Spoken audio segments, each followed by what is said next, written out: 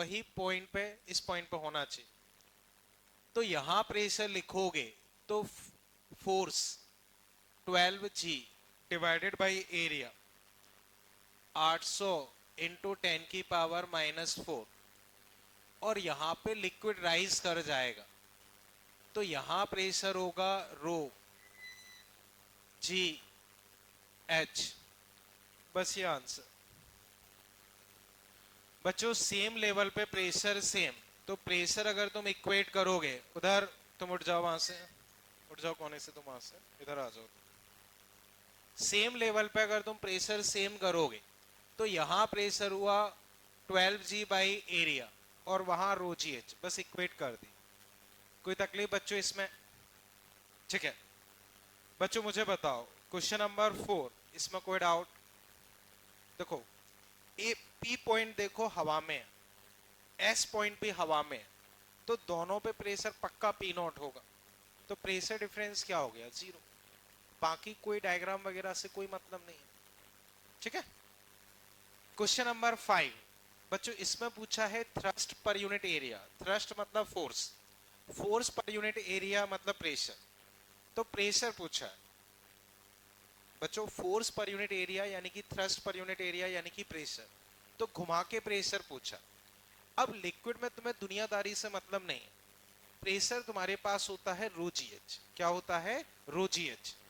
तो उस P point की हाइट देखो, हाइट मतलब डेप्थ। तो बच्चों टॉप पॉइंट से तुम देखो, टॉप पॉइंट से तुम्हारे पास अगर देखोगे तो h माइनस एच हाइट है, उस एंगल वेंगल से कोई मतलब नहीं। उस पी पॉइंट की तुम देखो capital H minus small H last, वो तुम्हारे पास डेप्थ है, तो प्रेशर तुम्हारे पास हो जाएगा rho G H minus H. खत्म। नहीं, देखो हमसे पूछा क्या है? Thrust per unit area, normal thrust per unit area, तो normal thrust per unit area ही प्रेशर होता है। तो प्रेशर हमने निकाल लिया, मतलब normal force per unit area ही निकाला, तो फिर हमें कुछ करने की जरूरत नहीं, कोई जरूरत ही नहीं। ठीक है बच्चों, बताओ फिफ्थ में अभी कोई दिक्कत किसी को भी? ठीक है, क्वेश्चन नंबर 6, इसमें कोई डाउट? आगरा चेन्नई, हाँ आंसर होने चाहिए। कुछ और दिए क्या? अच्छा हाँ, डाउट जिसको वो बोले।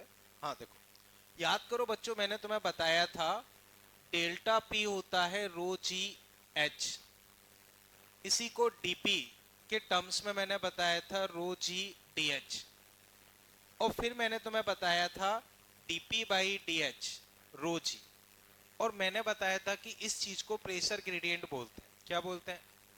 Pressure gradient. तो अब मान लो इसमें तुम्हें दिया है कि भाई जेड एक्सिस तुम्हारी ऊपर है, शायद से ऐसा ही कुछ है, जेड एक्सिस ऊपर है, तो बच्चों बताओ ऊपर जाने पे प्रेशर कम या ज्यादा? कम। तो dp बाई dz तुम्हारे पास निगेटिव आएगा, क्योंकि ऊपर जाने पे प्रेशर कम, तो dp बाई dz निगेटिव, तो ए ऑप्शन ठीक है।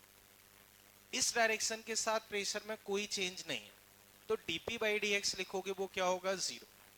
तो dp बाई dx जीरो और dp बाई dz माइनस का रो जी। अब इसमें जिसको तकलीफ हो पूछे आराम से, कहीं कोई दिक्कत लग रही हो? ठीक है, 7th नंबर, इसमें डाउट बच्चों? बच्चों देखो बहुत सिंपल सा है, ये YouTube बच्चों, ऊपर यहां लेवल सेम है और ये लेवल भी सेम है, ये कोई अलग कलर का लिक्विड है। तो बच्चों बताओ, यहां प्रेशर तुम्हारे पास क्या है? पी नॉट, यहां पी नॉट। अब ये डिस्टेंस में एल मान रहा हूं, तो यहां पे येलो कलर का लिक्विड है।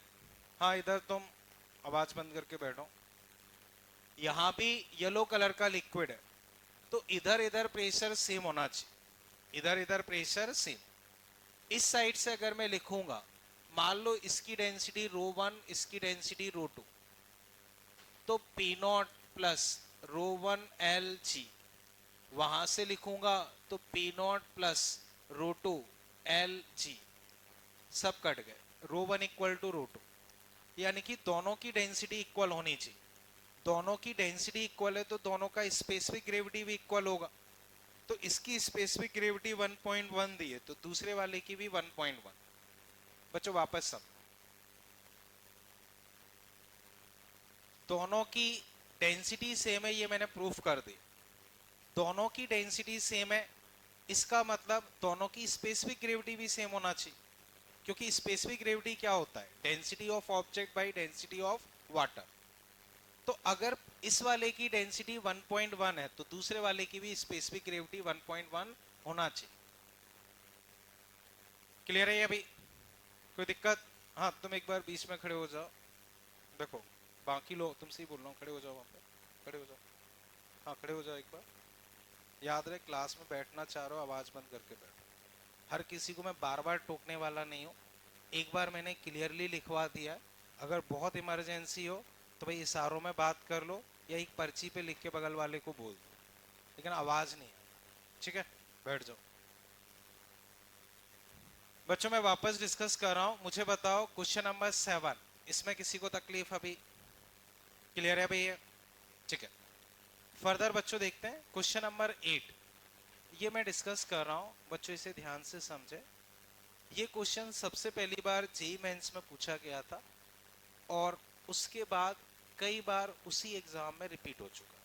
थोड़ा बहुत डेटा वगैरह बदल के, डेटा में भी कुछ नहीं बदला है, जैसे रो सिग्मा दे दिया, D1 D2 दे दिया, बस यही बदला।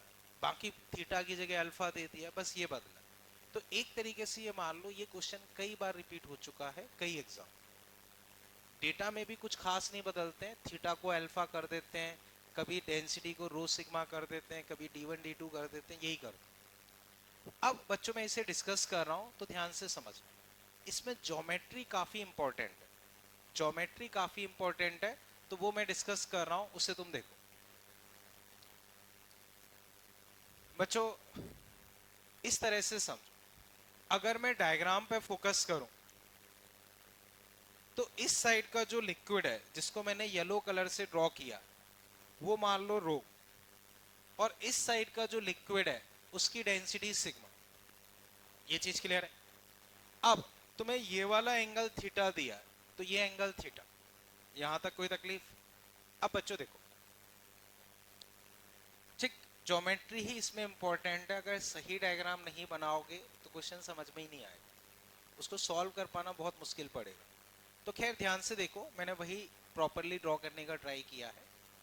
जैसे जो ऑरेंज कलर का लिक्विड है उसका अपर लेवल ये रहा, उसका अपर लेवल ये है। सर्कल का जो सेंटर है उसका लेवल ये है। जो येलो कलर का लिक्विड है उसका अपर लेवल ये है। क्लियर है? और यहां कॉमन पॉइंट है, ये अपने पास कॉमन पॉइंट, ये पॉइंट क्लियर है? अब बच्चों लिक्विड अगर रेस्ट पे है तो इधर का फोर्स और इधर का फोर्स बराबर, इधर का और इधर का फोर्स बराबर, क्रॉस सेक्शनल एरिया सेम है तो pressure into area, pressure into area बराबर, तो P1 into area, P2 into area बराबर। तो इस पॉइंट पे यहां से P1 इंटू एरिया, यहां से P2 इंटू एरिया बराबर, एरिया कट गए तो P1 इक्वल टू P2। ये पॉइंट बच्चों समझे? तो मैं अगर येलो साइड की तरफ से प्रेशर लिखता हूं और ऑरेंज साइड की तरफ से प्रेशर लिखता हूं तो दोनों प्रेशर मेरे पास क्या होने चाहिए?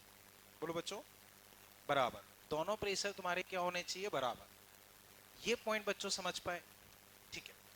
अब प्रेशर में हमें हाइट से मतलब है, एक्सेलरेट तो कर नहीं रहा है कि भाई लेंथ वेंथ से मतलब हो, तो केवल हमें हाइट से मतलब। किससे मतलब है? हाइट से। तो जब मैं येलो वाले लिक्विड का प्रेशर लिखूंगा तो केवल मुझे उसकी हाइट से मतलब है, वो भी इस पॉइंट के ऊपर। ये पॉइंट समझे? अब बच्चों ज्योमेट्री समझो, ये आर है, ये डिस्टेंस आर जिससे एंगल टच होता है वो क्या होती है? कॉस। तो अगर मैं ये वाली हाइट लिख रहा हूं, ये वाली हाइट, तो ये मेरे पास होगी आर कॉस थीटा। बोलो बच्चों इसमें कहीं कोई तकलीफ? ठीक है, अब ध्यान से समझो, तो मैं क्वेश्चन में ये एंगल थीटा दिया, कंप्लीट एंगल 90, तो ये 90 माइनस थीटा, फिर ये थीटा, ये 90 माइनस थीटा, फिर ये थीटा, सारे एंगल क्लियर है? बोलो बच्चों, ये तो क्वेश्चन में दिया है। एक लिक्विड का एंगल 90 डिग्री है, तो ये थीटा, तो ये 90 माइनस थीटा, तो फिर ये थीटा, थीटा 90 माइनस थीटा, तो फिर ये थीटा, एंगल्स क्लियर है।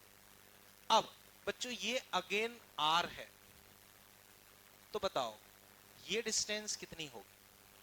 आर साइन थीटा, ठीक है भाई। फिर देखो, ये हम आर कॉस थीटा लिख चुके, ये वाली डिस्टेंस हम आर कॉस थीटा लिख चुके। अब इस वाली डिस्टेंस पर फोकस करो, ये वाली डिस्टेंस, ये आर, ये थीटा, तो बताओ ये डिस्टेंस आर साइन थीटा। अब ध्यान से देखो, जो येलो वाला लिक्विड है इस पॉइंट पे है, तो ये आर कॉस थीटा, ये आर साइन थीटा, तो बताओ ये हाइट क्या बची? R cos theta R sine theta, तो ये हाइट क्या बची? R cos theta minus R sine theta, R cos theta minus R sine theta. और मुझे केवल हाइट से मतलब है, जब मैं प्रेशर लिखूंगा तो मुझे केवल हाइट से मतलब है। तो येलो वाले लिक्विड की हाइट मेरे पास आई है R cos theta minus R sine theta, R cos theta minus R sine theta, उसकी डेंसिटी रो और जी। इसकी कहानी यहीं खत्म हो गई। अब दूसरे वाले लिक्विड की हाइट पे फोकस करना, तो बच्चों देखो ये पूरी डिस्टेंस कितनी है? आर कॉस थीटा, और ये डिस्टेंस, तो ऑरेंज वाले लिक्विड की इस पॉइंट के ऊपर हाइट कितनी? R cos theta plus R sine theta, R cos theta plus R sine theta. देखो वापस बताता हूं, देखो ये हाइट ध्यान से देखो कितनी है, आर कॉस थीटा। तो अगर मुझे ऑरेंज वाले लिक्विड की हाइट चाहिए तो ये हाइट प्लस ये हाइट, तो ये हाइट है मेरे पास आर कॉस थीटा, ये आर साइन थीटा, तो total height sigma G R cos theta plus R sine theta. अब बच्चों पूरी इक्वेशन में देखो, जी और आर कट रहा है, जी और आर कट रहा है, तो अगर मैं रो बाई सिग्मा लिखता हूं तो मेरे पास हो जाएगा cos theta plus sine theta, cos theta minus sine theta. मुझसे पूछा क्या है वो हम देखते हैं। मुझसे थीटा पूछा है, क्या पूछा है? थीटा। और ठीक है, टेन के टर्म्स में पूछा है। बच्चों बताओ यहां तक कहीं कोई तकलीफ? अब बच्चों जो इसमें क्वेश्चन पूछा गया है उसमें चेंजेस क्या हुए हैं वो समझो। एक तो मैंने बताया डेटा का चेंज, दूसरा आंसर के फॉर्मेट का चेंज। कई बार आंसर कॉस साइन के टर्म्स में दे दिया, कोई बार आंसर टेन के टर्म्स में दे दिया, कई बार आंसर थीटा के टर्म्स में पूछ लिया। तो कहने का मतलब क्वेश्चन एक ही है, उसको थोड़ा बहुत घुमा घुमा के कई बार पूछा गया। अब मान लो मैं इसको 10 में कन्वर्ट कर रहा हूं, जैसे कई बार आंसर इसी फॉर्मेट में पूछ के बस यही छोड़ दिया। तो देखो बच्चों इसमें से कॉस कॉमन लो तो 1 10, इधर कॉस कॉमन लो 1 10, कॉस कॉस कट गए। तो मैं आगे लिख रहा हूं बच्चों rho sigma 1 plus ten theta 1 minus ten theta. बोलो बच्चों कहीं तकलीफ? मैंने 10 कैसे लिखा समझ पाए बच्चों? किसी को भी तकलीफ इसमें? अब बच्चों आगे वाला गुणा भाग में छोड़ रहा हूं, क्रॉस मल्टीप्लाई कर लो, तुम्हें ज्यादा बेटर पता होगा, अपने हिसाब से सॉल्व कर सकते, कर पाओगे आगे? कहीं इसमें दिक्कत लग रही हो तो पूछो। क्लियर है? मेन स्टेप केवल यहीं तक है, उसके बाद तो मैथ्स से वो तुम्हें बेटर आता है। बोलो बच्चों कोई तकलीफ यहां तक? चले आगे। ठीक है, इसमें बच्चों किसी भी स्टेप में डाउट लग रही हो जरूर पूछ सकते हो, इधर तुम दोनों। ठीक, अब बच्चों क्वेश्चन नंबर 9, इसमें किसी को डाउट? ठीक है ना, 10th बच्चों। ठीक है, 11th में बच्चों थोड़ा सा ये मान के चलना है, जैसे इसी तरह का एक क्वेश्चन मैंने क्लास में करवाया है, उसमें मैंने यहां ओपन दिया था, यहां मैंने ओपन दिया था, तो यहां प्रेशर था P0, यहां प्रेशर क्या था? P0। याद है बच्चों? इसी तरह का एक क्वेश्चन मैंने क्लास में करवाया था, उसमें मैंने यहां ओपन दिया था, तो यहाँ प्रेशर हो गया P नॉट। यहाँ इन्होंने ओपन नहीं दिया, लेकिन एक लैंग्वेज नीचे लिख दी है, अगर तुम रीड करो, in uniform motion the lid does not exert any pressure on the liquid. तो लिड कहाँ पे कुछ बताया नहीं है, तो जो मुझे आंसर के हिसाब से लग रहा है ये होना चाहिए कि यहाँ मान लो कोई ढक्कन या लिड जैसा कुछ होगा और वो कोई प्रेशर अप्लाई नहीं कर रहा, कोई प्रेशर अप्लाई नहीं कर रहा है, तो एक बार यहाँ प्रेशर जीरो मान लो, यहाँ प्रेशर क्या मान लोगे, जीरो। तो यहाँ प्रेशर अगर तुम जीरो मानोगे तो तुम्हें यहाँ का प्रेशर लिखना है, नीचे आओगे तो बढ़ेगा रो जी एच, तो जीरो प्लस रो जी एच, पीछे जाओगे तो फिर बढ़ेगा, और ये डिस्टेंस कितनी है एल, तो रो ए एल, तो rho G H plus rho A L, rho G H plus rho A L. तो अगर हम वहां पे ओपन माने जैसा कि मैंने क्वेश्चन में करवाया था, तो फिर आंसर होगा P not plus row G H plus rho A L. लेकिन इन्होंने बोला है कि ये कोई प्रेशर अप्लाई नहीं कर रहा, तो हम जीरो मान के चलेंगे तो आंसर ये आएगा। अब बच्चों बताओ इसमें कहीं तकलीफ लग रही, क्लियर है बच्चों? ठीक है, फर्दर बच्चों क्वेश्चन नंबर 12। बच्चों ये काफी अच्छा क्वेश्चन है, तो इसमें भी ज्योमेट्री मैटर करती है, तो उसी वजह से मैं ड्रॉ करके लाया हूँ। मुझे बताओ इसमें कहीं कोई तकलीफ, हटा दूं ना इसे, चेक कर लो फटाफट।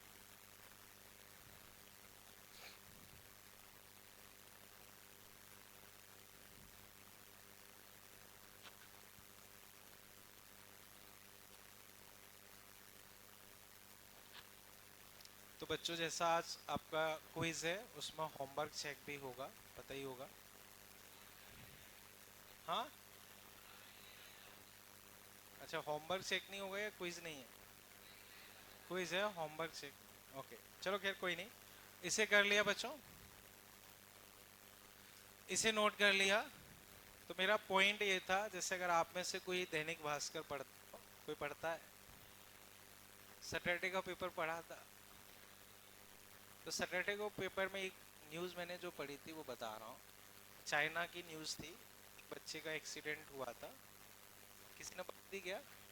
ओके, तो करीब 50-55 दिन से वो कोमा में था, 50-55 दिन से कोमा में था।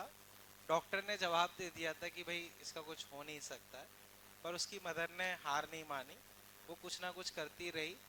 फिर उसके टीचर को बुलाया, टीचर ने कहा भाई तुम्हें आज होमवर्क से छूट दे रहे हैं, तुम्हारा होमवर्क फ्री कर रहे हैं, तो बच्चा सही हो गया। फैक्ट बता रहा हूँ मैं, अपने मन से कोई न्यूज़ नहीं सुना रहा हूँ, सैटरडे के पेपर में दैनिक भास्कर की ये न्यूज़ है। तो फिर उसकी मदर ऐसे ही, मतलब मान लो उसके दोस्तों से बात करवाती रही ऐसे वैसे करके, पर पॉइंट ये कि होमवर्क का उस पर कितना फ़र्क पड़ा वो बस बताना चाह रहा हूँ। तो खैर ठीक है बच्चों, वैसे फैक्ट भी रहता है, जैसे कोई भी इलनेस मेडिसिन से ज़्यादा दिमाग के रिलेटेड ज़्यादा रहती है। जैसे एक मूवी आई थी, मूवी का नाम था, देखो सुशांत सिंह राजपूत की थी, नाम मैं थोड़ा सा भूल रहा हूँ, हाँ छिछोरे, हाँ। तो उस मूवी में अगर जिसने भी देखी हो तो वो उसकी भी थीम यही थी कि भाई दिमाग से असर ज़्यादा होता है, मेडिकल ठीक है अपना काम करता है, लेकिन जो आदमी की विल पावर होती है वो उसको जल्दी ठीक करती है। खैर ठीक है बच्चों, ये कर लिया होगा। ओके, अब बच्चों इस क्वेश्चन पे आओ। ओरिजिनल क्वेश्चन बच्चों ये है, अगर हम उसका डायग्राम बनाए तो कुछ इस तरह का क्वेश्चन है। तो क्वेश्चन को बच्चों अगर देखोगे, बच्चों इधर आ जाओ, देखो ध्यान से देखना, क्वेश्चन की लैंग्वेज पढ़ना।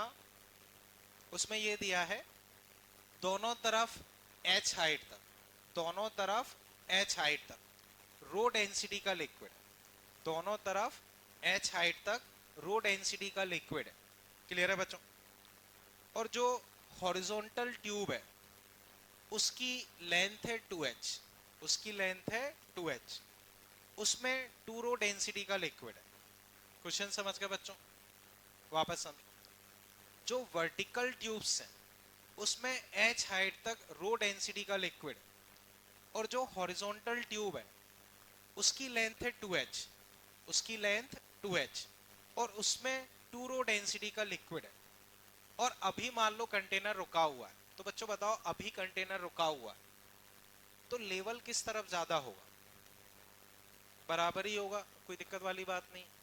ठीक है भाई, अभी दोनों में लेवल बराबर होगा। ठीक, अब इसमें इधर एक्सीलरेट किया, एक्सीलरेशन g/2, एक्सीलरेशन g/2। तो बच्चों अगर इसे आगे एक्सीलरेट किया है तो बताओ यहां लेवल कम होगा या बढ़ेगा? कम होगा, और वहां बढ़ेगा। तो मान लो यहां लेवल x से कम हो गया, तो बच्चों मान लो ये x से कम इधर हो गया, तो ये किधर जाएगा? उधर x। ये पॉइंट कहां जाएगा? ऊपर x। और ये पॉइंट कहां जाएगा? ऊपर x। ये पॉइंट समझ पाए? तो क्वेश्चन में तुमसे पूछा है कि अब लेवल डिफरेंस बताओ। तो बच्चों ये x नीचे हो गया, ये x ऊपर हो गया, x नीचे x ऊपर। बताओ लेवल में डिफरेंस कितना होगा? 2x, क्योंकि ये x नीचे गया, वो x ऊपर गया, तो लेवल में डिफरेंस तुम्हारा क्या हो गया? 2x। ये कहानी समझ पाए? तो ज्योमेट्री बच्चों इसमें इंपॉर्टेंट है, उसी वजह से मैं ड्रॉ करके लेके आया हूं, क्योंकि जब तक क्वेश्चन समझ में नहीं आएगा तब तक वो सॉल्व ही नहीं होगा। ये चीज समझ पाए बच्चों? इधर h, इधर h, इधर 2h, इन दोनों में रो डेंसिटी का लिक्विड, इसमें 2 रो डेंसिटी का लिक्विड। आगे एक्सीलरेट किया g/2 से, तो यहां लेवल कम हुआ x से, तो ये पॉइंट इधर x खिसकेगा, ये पॉइंट ऊपर x खिसकेगा, ये पॉइंट ऊपर x खिसकेगा, x x, लेवल में डिफरेंस आ जाएगा 2x। बताओ बच्चों कहीं कोई तकलीफ इसमें? चले आगे। अब इसी का अगर मैं नया डायग्राम बनाऊं, तो नया डायग्राम बच्चों तुम्हारे पास ये बन जाए। देखो ये जो येलो कलर का लिक्विड था, ऊपर से x नीचे आ गया, तो पहले उसकी हाइट h थी, x नीचे आ गया तो ये कितनी हो गई? h minus x. पहले h थी, x नीचे आ गया तो h minus x.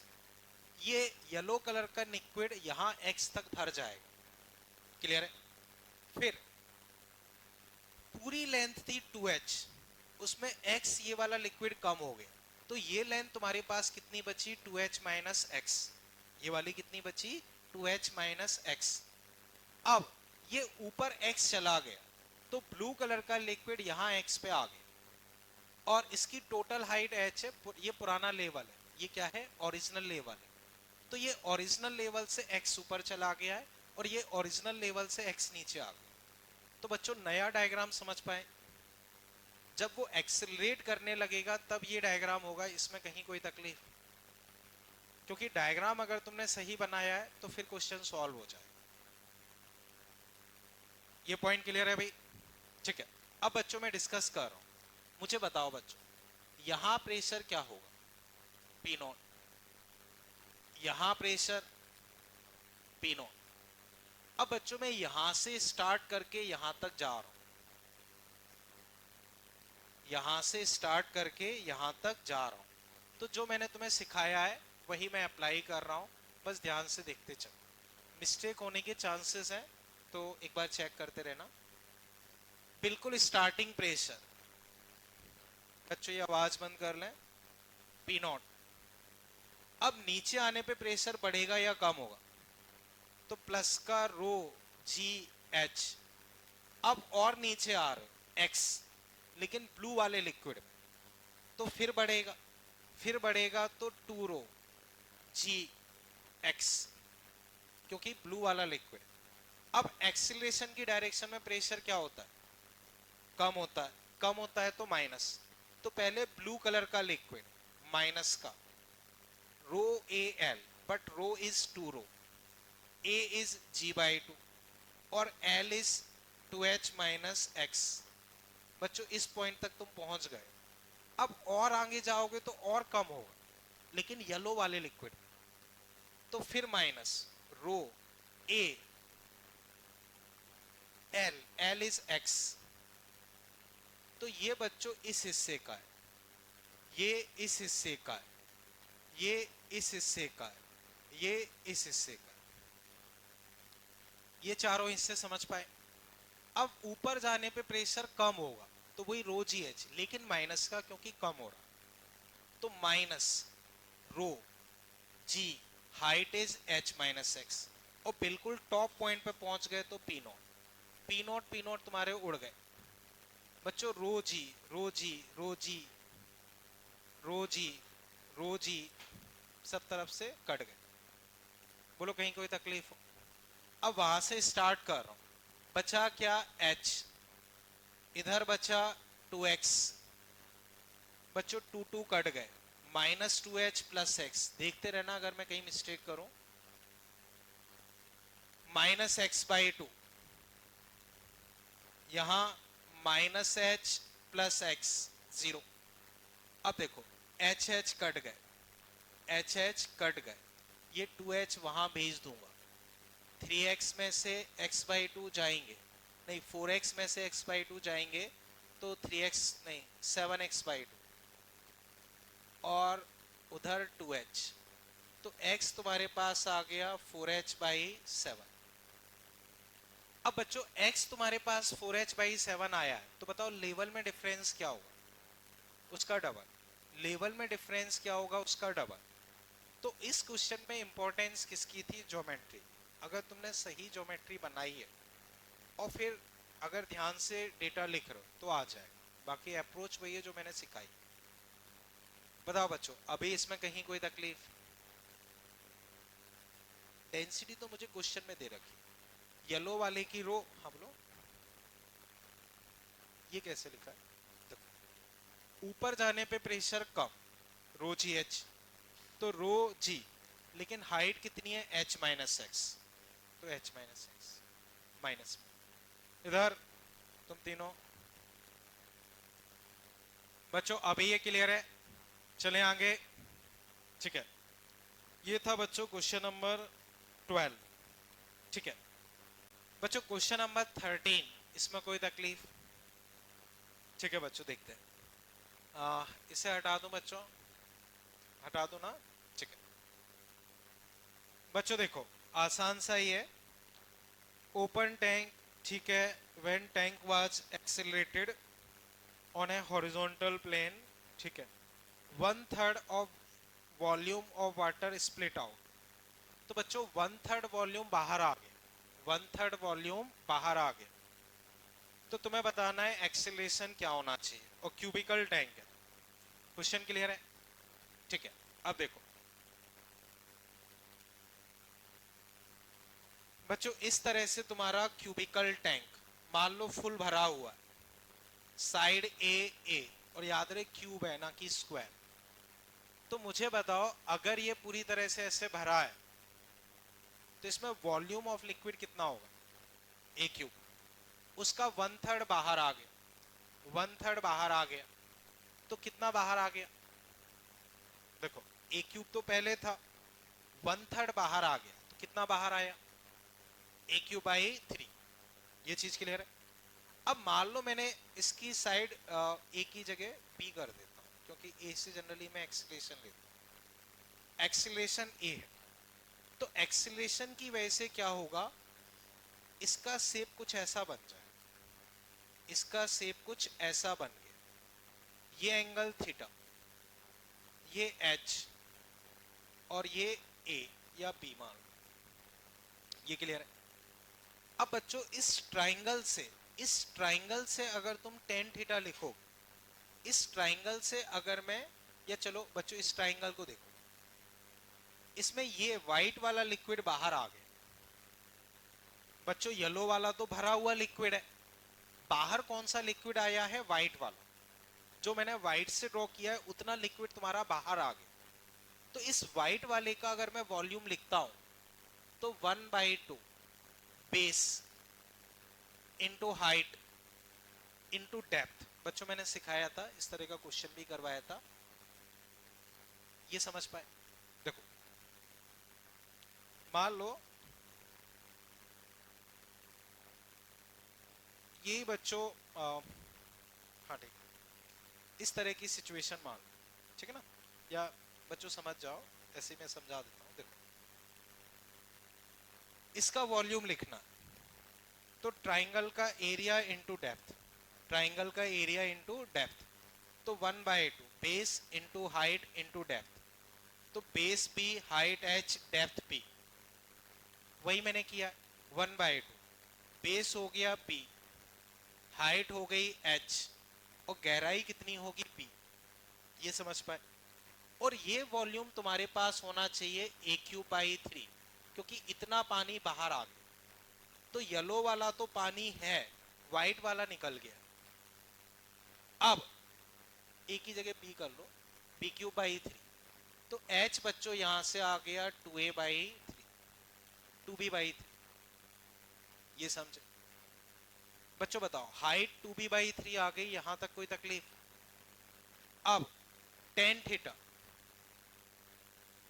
Perpendicular by base, तो परपेंडिकुलर 2B/3 अपॉन b, यानी कि 2/3।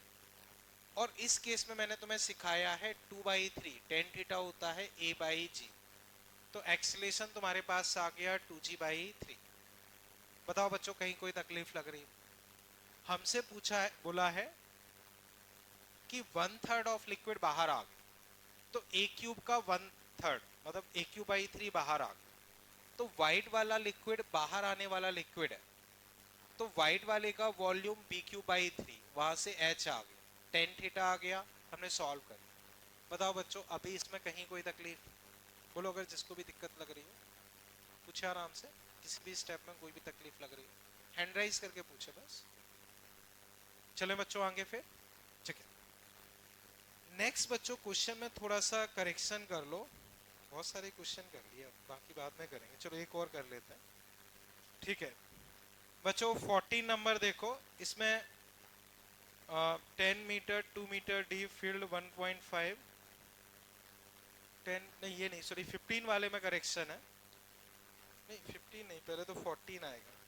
हाँ 14 तो सही है, उसमें दिक्कत नहीं। चलो खैर बच्चों, बाकी बाद में डिस्कस करते हैं, काफी कर लिए। इसके क्वेश्चन कर लेना, फिर बाद में डिस्कस करते हैं, ठीक है बच्चों। जो टॉपिक चल रहा था, हाँ इसमें करेक्शन बता देता हूँ बस।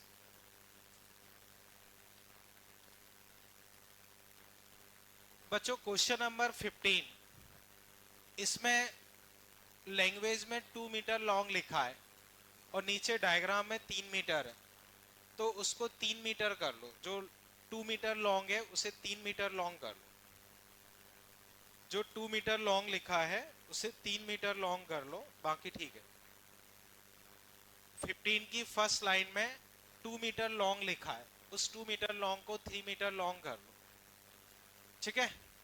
तो बच्चों बाकी क्वेश्चन फिर हम बाद में डिस्कस कर लेंगे, अभी थोड़ा सा आगे चलते हैं, काफी क्वेश्चंस कर लिए, ठीक है। चलें आगे चलते हैं बच्चों। इसे अब मैं हटा रहा हूं, जो टॉपिक चल रहा था उस पे बच्चों आते हैं। तो बच्चों आप इधर आ जाओ, इधर आ जाए। आर्किमिडीज प्रिंसिपल बच्चों, इसके बारे में मैं डिस्कस कर रहा था, डिटेल बच्चों में बता चुका हूं, बस एक बार रिकॉल करवा रहा हूं।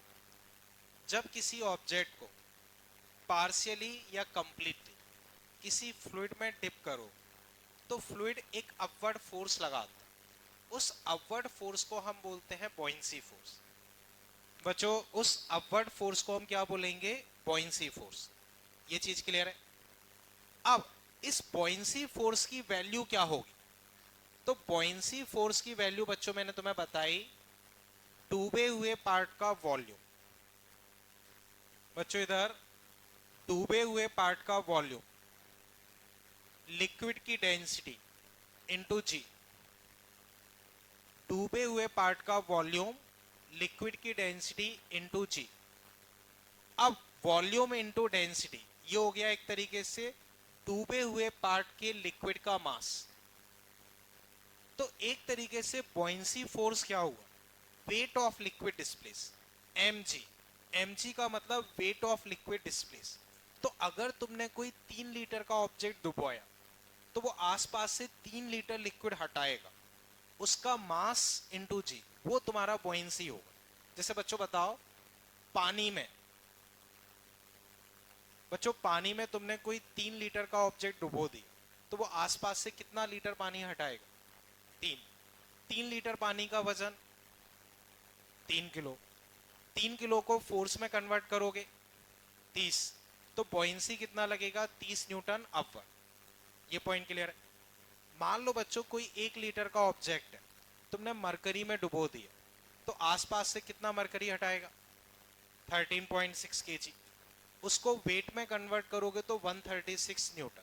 समझ गए? ऐसे देखो, किसी लिक्विड की डेंसिटी है 4 kg पर लीटर, तुमने 2 लीटर का ऑब्जेक्ट डुबो दी, बताओ कितना लिक्विड हटाएगा? 2 लीटर यानी कि 8 किलो। 8 किलो हटाएगा तो बॉयंसी फोर्स कितना लगेगा? 80। कोई दिक्कत? अब वापस समझो, फॉर्मूला वाइज अगर मैं लिखूं, buoyancy force V I rho liquid G, बोलो कोई तकलीफ? अगर मान लो एक्सिलरेटेड फ्रेम लिफ्ट वाली सिचुएशन हो, तो जी की जगह लोगे G effective, G plus minus A. अगर ऊपर एक्सिलरेटेड हो तो जी प्लस ए, नीचे एक्सिलरेटेड हो तो क्या लोगे? ठीक है बच्चों, मान लो कोई फ्री फॉल ऑब्जेक्ट हो रहा है, तो बताओ उसका एक्सीलरेशन क्या होगा? एक्सीलरेशन तो जी होगा, ठीक है, इफेक्टिव ग्रेविटी जीरो। तो मेरे क्वेश्चन का फिर आंसर, किसी ऑब्जेक्ट को फ्री फॉल करवा, उसका एक्सीलरेशन क्या होगा? जी। तो उस पे अब बुओयेंसी फोर्स क्या लगेगा? जीरो। तुमसे कहा कोई बर्तन में ऑब्जेक्ट तैर रहा है, उसको छोड़ दिया, फ्री फॉल करेगा, तो अब उस ऑब्जेक्ट पे बुओयेंसी क्या लगेगा? जीरो। फ्री फॉल के केस में बुओयेंसी क्या हो जाएगा? जीरो। वापस बताता हूं, देखो ये है, इस पे कोई ऑब्जेक्ट फ्री फॉल करवा रहा, तो एक्सीलरेशन जी के बराबर, तो यहां लिखोगे जी, जी माइनस जी जीरो, तो बुओयेंसी फोर्स क्या हो जाएगा? जीरो। ये चीज क्लियर है? इसमें कहीं कोई डाउट? अब वापस बच्चों ध्यान से समझो, देखो मान लो ये एक यूनिफॉर्म रॉड है, यूनिफॉर्म रॉड, ध्यान से देखना, ये पानी मान के चल रहा, बिल्कुल यूनिफॉर्म रॉड है, लेंथ इसकी मैंने बोल दी 4 मीटर। कितनी बोली है? बोलो बच्चों, 4 मीटर। तो इसका सेंटर ऑफ मास कहां होगा? सेंटर ऑफ मास बच्चों 4 मीटर की रॉड है, उसका सेंटर ऑफ मास कहां होगा? 2 पे। तो रॉड पे mg कहां लगेगा? किस पॉइंट पे लगाओगे? 2 मीटर। तो अब ऐसे समझो, मान लो मैंने कोई रॉड ऐसे इसमें रख दी, ऐसे तिरछी सी रखी, बिल्कुल मिड पॉइंट ये है 2 मीटर पे, ये भी 2, तो mg हमेशा सेंटर ऑफ मास पे ही लगेगा। mg कहां पे लगेगा? सेंटर ऑफ मास पे। ये चीज क्लियर है? अब ध्यान से देखो, मान लो इसका कुछ 1.5 मीटर हिस्सा डूबा हुआ, 1.5 मीटर हिस्सा, तो 1.5 मीटर हिस्सा डूबा हुआ है, तो डूबे हुए हिस्से का सेंटर ऑफ मास देखो, वो आएगा 0.75। तो डूबे हुए हिस्से के सेंटर ऑफ मास को हम बोलते हैं बुओयेंसी सेंटर। तो ध्यान से समझना, डूबे हुए हिस्से के सेंटर ऑफ मास को हम बोलते हैं बुओयेंसी सेंटर। तो जो डूबा हुआ हिस्सा है, वो जो लिक्विड हटाएगा, उसके सेंटर ऑफ मास को हम बोलते हैं बुओयेंसी सेंटर। तो बुओयेंसी फोर्स तुम्हारा कहां लगेगा? Centre of buoyancy. अब मेरी बात सुन, मान लो 10 मीटर की रॉड है, बताओ सेंटर ऑफ मास कहां हुआ? तो mg कहां लगाओगे? mg कहां लगाओगे? 5 पे। कोई तकलीफ? ठीक है, इस 10 मीटर में से मान लो 4 मीटर तुमने डुबो दी, 4 मीटर तुमने डुबो दी, तो बच्चों बताओ कितनी डूबी हुई है? उसका सेंटर ऑफ मास कहां होगा? 2 पे। तो बुओयेंसी फोर्स किस पॉइंट पे लगाओगे? 2 पे। मान लो तुमने 6 मीटर डुबो दी, तो डूबे हुए हिस्से का सेंटर ऑफ मास, बुओयेंसी फोर्स कहां लगाओगे? 3 पे। समझ गए? तो बुओयेंसी फोर्स कहां लगता है? बुओयेंसी सेंटर पे। और बुओयेंसी सेंटर क्या होता है? डूबे हुए हिस्से का सेंटर ऑफ मास। ये पॉइंट समझ पाए? इसका यूज आएगा तुम्हारा स्टेबिलिटी वाले क्वेश्चंस में, और दूसरा तुम्हारा यूज आएगा टॉर्क वाले क्वेश्चन। समझ पाए? तो बुओयेंसी फोर्स किस पॉइंट पे लगाते हैं? डूबे हुए हिस्से के सेंटर ऑफ मास पे, उसी को हम सेंटर ऑफ बुओयेंसी बोलते हैं। ये पॉइंट समझ गए? तो अब बच्चों इसमें आगे पॉइंट तुम लिख लो, value of this buoyancy force may be different in non inertial reference frame. मेरा मतलब इससे लिफ्ट है। लिफ्ट में जैसे तुम क्या करोगे, जी प्लस ए या जी माइनस ए ले लो। लिफ्ट में जी प्लस ए या जी माइनस ए, ये चीज क्लियर है। अब बच्चों कल जो मैंने तुम्हें 2-3 क्वेश्चन डिस्कस किए थे, उसमें मैंने तुम्हें बताया था कि बॉयंसी फोर्स आता क्यों है। तो नीचे की तरफ प्रेशर बढ़ता है, तो उस प्रेशर डिफरेंस के फोर्स को ही हम बॉयंसी फोर्स बोलते हैं। प्रेशर डिफरेंस के फोर्स को ही हम क्या बोलते हैं, बॉयंसी फोर्स। तो ये चीज बच्चों बहुत अच्छे से दिमाग में रखना, या तो क्वेश्चन प्रेशर से सॉल्व करना या बॉयंसी से, दोनों को एक साथ मिक्स मत कर। बॉयंसी फोर्स प्रेशर डिफरेंस का ही फोर्स है, कोई अलग से फोर्स नहीं। क्लियर है ये? ओके। तो this force arises as pressure in fluid is not uniform but increases with depth. तो इस फोर्स का ओरिजिन क्या है कि भाई प्रेशर यूनिफॉर्म नहीं होता, डेप्थ के साथ बढ़ता है। इस वजह से नीचे वाला फोर्स ज्यादा, ऊपर वाला कम, तो एक नेट फोर्स ऊपर आ जाता है, उसी को हम बॉयंसी फोर्स बोलते हैं। अब this force act at centre of mass of displace fluid. तो जो डिस्प्लेस फ्लूइड है, जितना तुमने फ्लूइड डिस्प्लेस किया, उसके सेंटर ऑफ मास पे वो लगे। जो तुमने फ्लूइड डिस्प्लेस किया, उसके सेंटर ऑफ मास पे ये लगे।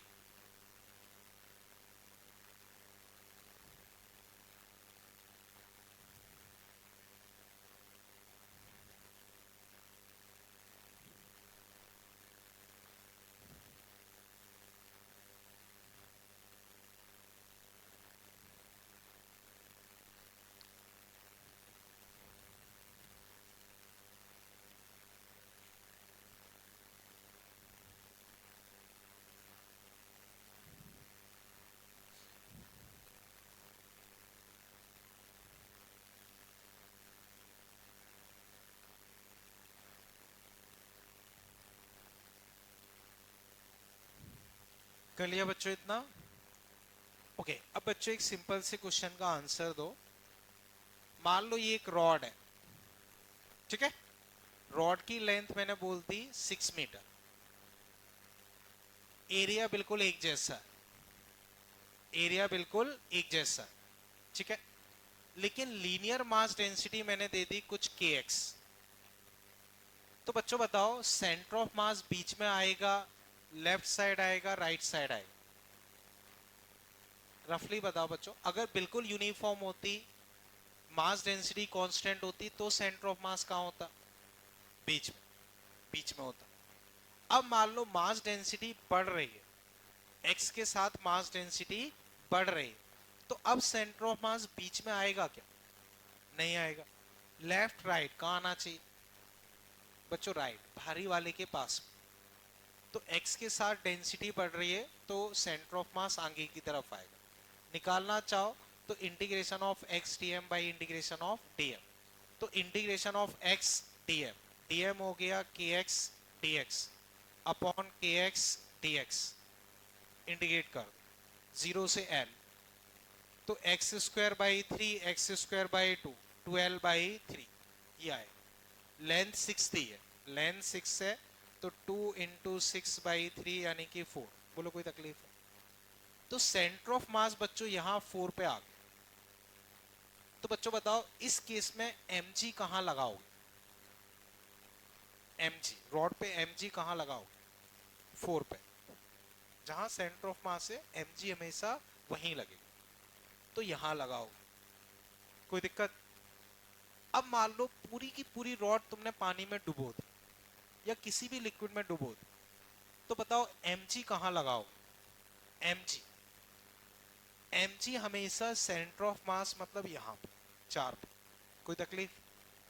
इस केस में mg कहाँ लगाओगे? हमेशा सेंटर ऑफ मास पे वही। लेकिन मैंने पूछा कि भाई बॉयंसी फोर्स अब कहाँ लगाओ? बॉयंसी फोर्स, क्वेश्चन समझे? ये रॉड है, इसका सेंटर ऑफ मास 4 पे है, तो mg हमेशा 4 पे ही लगाओ, उसमें कोई चेंज नहीं। अब पूरी की पूरी रॉड मैंने लिक्विड में डुबो दी, पूरी रॉड, तो अब बॉयंसी फोर्स कहाँ लगाओ? 3 पे। क्योंकि बॉयंसी फोर्स तुम्हारा लगता है जो डिस्प्लेस लिक्विड है, जो डिस्प्लेस लिक्विड है उसके सेंटर ऑफ मास में। तो इस रॉड ने ऐसा कोई लिक्विड डिस्प्लेस किया होगा। अब लिक्विड तो यूनिफॉर्म ही है, तो उस डिस्प्लेस लिक्विड का सेंटर ऑफ मास तो बीचों बीच ही आएगा। तो बॉयंसी फोर्स तुम सेंटर ऑफ मतलब 3 पे लगाओ, पूरी रॉड तुमने डुबो दी, तो उसने इस शेप में लिक्विड डिस्प्लेस की। जैसे बच्चों मान लो इस रॉड को तुमने ऐसे डुबो दिया, तो उसने इस शेप में लिक्विड को डिस्प्लेस किया, तो उस डिस्प्लेस लिक्विड का सेंटर ऑफ मास तो यही होगा। तो उस बॉयंसी फोर्स कहां लगाओगे? 3 पे, जबकि mg कहां लगाओगे? 4 पे। तो पॉइंट मेरा समझ पाए, बॉयंसी फोर्स कहां लगाते हैं? सेंटर ऑफ बॉयंसी पे। यहां तक कोई दिक्कत बच्चों? चलें आगे। जो पॉइंट्स मैंने बताए सारे समझ गए ना? ठीक है। अब बच्चों हम इस पे एग्जांपल डिस्कस कर रहे हैं। एग्जांपल बच्चों तुम लिखो। एग्जांपल मान लो बच्चों ये सिचुएशन है, ये कोई बर्तन, इसमें ये लिक्विड भरा हुआ है, इसमें कोई ऑब्जेक्ट ऐसे तैर रहा है, ठीक है, यहां तक वो डूबा हुआ है, ये बाहर, ठीक है। तो लिक्विड की डेंसिटी रो एल, ऑब्जेक्ट की डेंसिटी रो ओ। जो मैंने डेटा पहले दिया था वही डेटा मान लो। V volume of object, V I volume of immerse part, volume of immerse part, rho O density of object, density of object. V से क्या मतलब है? Total volume of object. Rho O density of object, rho L density of liquid या fluid, कुछ भी हो सकता है, ठीक है। तो बच्चों जो मैंने स्टार्टिंग में डेटा लिखवाया था, डेटा वही है, चाहो तो मैं एक बार इधर पूरा रिकॉल करवा देता हूँ। जैसे मान लो ये V total volume of object, Vi volume of immerse part, rho O density of object, rho L density of liquid. तो डेटा अपना वही है, मतलब टर्म्स वही है, तो उतना ज्यादा डिटेल में मैंने नहीं लिखा। इतना बच्चों कंप्लीट कर लो, फिर मैं आगे डिस्कस कर। ये पार्ट क्लियर है?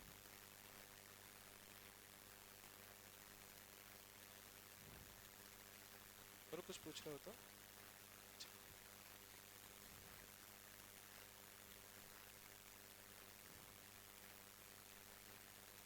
तो अब बच्चों इसमें तुम लिख लो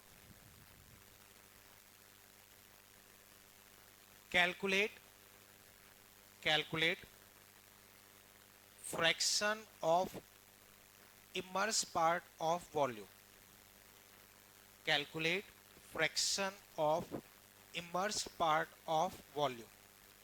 तो बच्चों जैसे मान लो तुमने कोई प्लास्टिक की बॉल पानी में पटक दी, तो वो तैरेगी कि डूबेगी? तैरेगी। तैरेगी तो उसका कुछ हिस्सा तो अंदर होता है और कुछ हिस्सा बाहर होता है। तो अंदर जो हिस्सा है उसको टोटल वॉल्यूम से डिवाइड कर दो, वो तुम्हारे पास होता है फ्रैक्शन ऑफ इमर्स पार्ट। तो जो अंदर हिस्सा है उसको तुमने टोटल वॉल्यूम से डिवाइड कर दिया, that is fraction of immerse part. वो तुम्हें निकालना गिवन पैरामीटर के टर्म्स में। एक बार बच्चों ट्राई करो, फिर मैं डिस्कस करूं। आंसर बच्चों बोलना नहीं है, जब मैं पूछूं तब बता। फ्रैक्शन ऑफ इमर्स पार्ट तुम्हें बताना।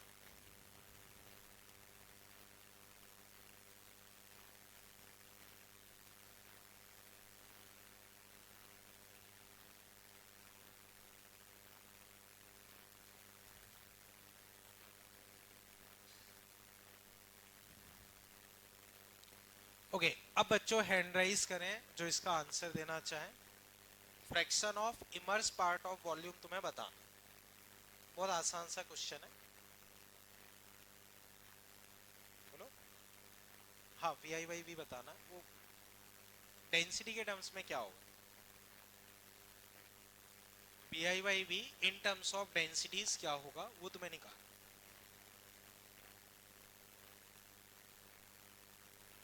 ठीक है बच्चों, देखो मैं डिस्कस कर रहा हूं, बताओ इस ऑब्जेक्ट पे mg कहां लगेगा? बोलो बच्चों mg कहां लगेगा? कोई भी ऑब्जेक्ट हो उस पे mg हमेशा कहां लगता है? mg कहां लगेगा? नीचे। तो भाई mg तुम्हारा यहां लग, अब लिक्विड इस पे बॉयंसी फोर्स कहां लगाएगा? ऊपर। अब अगर ये तैर रहा है तो बताओ कौन सा फोर्स ज्यादा होना चाहिए, ऊपर वाला या नीचे वाला? गलत है। अगर ऊपर वाला ज्यादा होगा तो ऊपर चला जाएगा, नीचे वाला ज्यादा होगा तो नीचे चला जाएगा। लेकिन अगर वो रुका हुआ है तो कौन सा फोर्स ज्यादा होना चाहिए? बराबर। तो अगर वो तैर रहा है तो हम गारंटी से कह सकते हैं कि भाई बॉयंसी फोर्स mg के बराबर हो। बॉयंसी फोर्स देखो, मान लो इसी ऑब्जेक्ट को मैंने पानी में पटक दी, 5 किलो वजन, तो नीचे लगेगा 5g, ऊपर बॉयंसी। अगर ये तैर रहा है तो mg को कौन बैलेंस करेगा? बॉयंसी। ठीक है बच्चों, अब बॉयंसी मैंने तुम्हें रटवाया है डूबे हुए पार्ट का वॉल्यूम, लिक्विड की डेंसिटी इनटू जी। अब किसी भी ऑब्जेक्ट का मास लिखना तो मास होगा उस ऑब्जेक्ट का टोटल वॉल्यूम, उस ऑब्जेक्ट की डेंसिटी जी। जी और जी कट गए। तुमसे क्वेश्चन में पूछा है वी आई बाई वी क्या हो गया? रो ओ बाई रो एन, और यही पूछा, यही तुम्हारे पास है fraction of immerse part of volume. बताओ बच्चों कहीं कोई दिक्कत? अब मान लो इसी कंटेनर को उठा के तुम मून पे ले गए, मून पे अगर ले गए तो बताओ ग्रेविटी वही होगी या बदल जाएगी? बदल जाएगी। तो बताओ फ्रैक्शन पे बढ़ेगा कम होगा? वही रहेगा, क्योंकि दोनों तरफ जी है तो कोई फर्क थोड़ी पड़ेगा, वही रहेगा।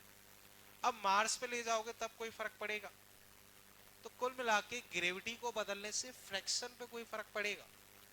ठीक है, मुझे बताओ, मान लो ऑब्जेक्ट की डेंसिटी 0.5, लिक्विड वाटर है, तो वाटर की डेंसिटी होती है 1, अगर सीजीएस में लिखे। और अगर ऐसा ही सिस्टम में लिखना चाहो तो 500 और 1000। ठीक है, तो मान लो बच्चों जो ये ऑब्जेक्ट है उसका वॉल्यूम है 50 लीटर, उसको मैंने पानी में पटक दी, तो 50 लीटर वॉल्यूम है और पानी में पटक दी, तो बताओ अंदर वॉल्यूम कितना होगा? 50 उसका टोटल वॉल्यूम है और मैंने पानी में पटक दी, तो फ्रैक्शन ऑफ वॉल्यूम इमर्स बताओ क्या आएगा? फ्रैक्शन ऑफ वॉल्यूम इमर्स क्या आएगा? बोलो बच्चों यहां से। 0.5 का मतलब 50%, तो 50% अंदर 50% बाहर, तो 50 लीटर का ऑब्जेक्ट है, बताओ अंदर कितना लीटर होगा उसका? और 25 बाहर। मान लो कोई बहुत बड़ा वुडन ब्लॉक है, उसकी डेंसिटी है 800, उसका टोटल वॉल्यूम मैंने बोला 80 लीटर, 80 लीटर। ठीक है, तो बताओ 800 और पानी में पटक दी तो फ्रैक्शन कितना आया? फ्रैक्शन केवल फ्रैक्शन, फ्रैक्शन यहां से 0.8, फ्रैक्शन कितना आया? 0.8। देखो वापस बता, रो ऑब्जेक्ट बाई रो लिक्विड होता है फ्रैक्शन।